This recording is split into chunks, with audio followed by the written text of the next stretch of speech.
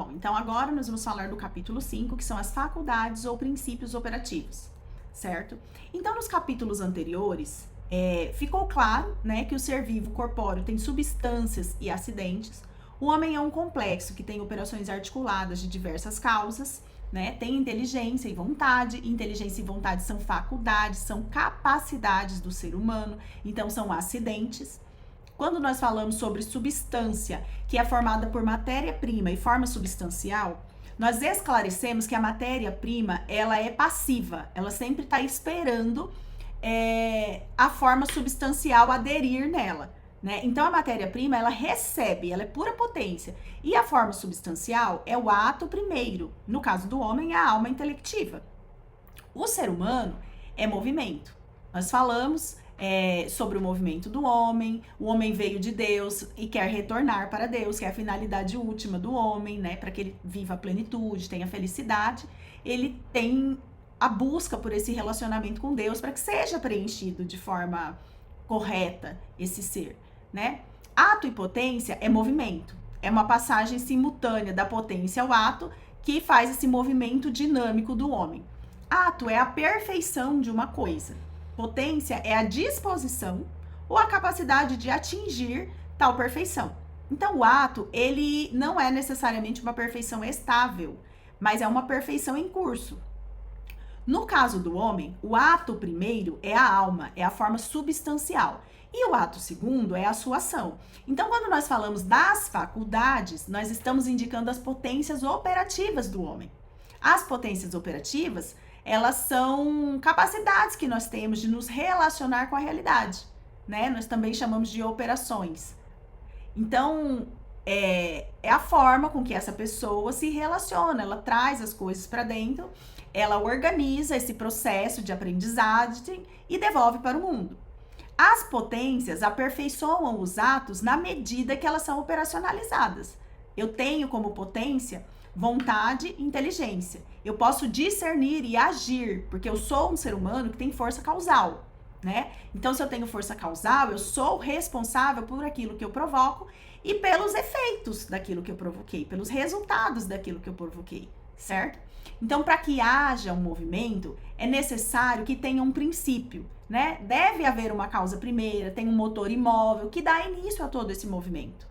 E esse próprio motor, ele não é movido por nada, esse motor é um motor imóvel, é um motor perfeito, eterno, imutável. Por quê? Porque nós estamos falando de Deus. Deus é ato puro, todas as possibilidades do real já estão em Deus. Deus é causa primeira de todas as coisas. Então, no capítulo anterior, eu falei para vocês, é necessário um ser para que eu seja.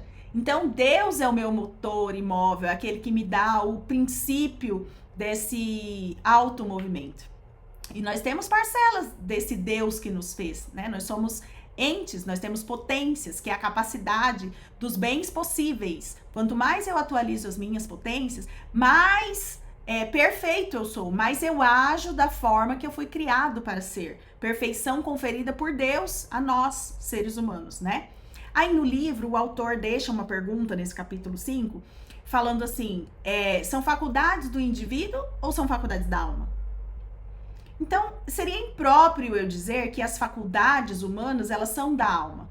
Porque as faculdades humanas, elas são potências operativas. Se elas são potências operativas, nós entendemos que são atos que, operando, vão nos aperfeiçoando. As operações, esses atos, essas potências, são atos segundo, então são acidentes. A alma é o ato primeiro, forma substancial.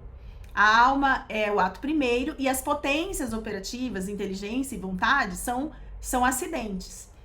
Quem estiver assistindo esse vídeo e não entender bem que a substância homem é a junção da matéria-prima, que é pura potência, é intangível, é passiva, a forma substancial adere à matéria-prima, e aí nós temos a substância homem. Se você tiver dificuldade, porque é difícil mesmo, é muito complexo, a gente demora para entender isso, ter esse mapa mental, para que fique mais claro, você entra em contato comigo através do meu Instagram, tem um link aí embaixo no vídeo, você pode entrar em contato comigo que eu vou te ajudar, de repente a gente faz um mapinha mental para que você entenda melhor, tá?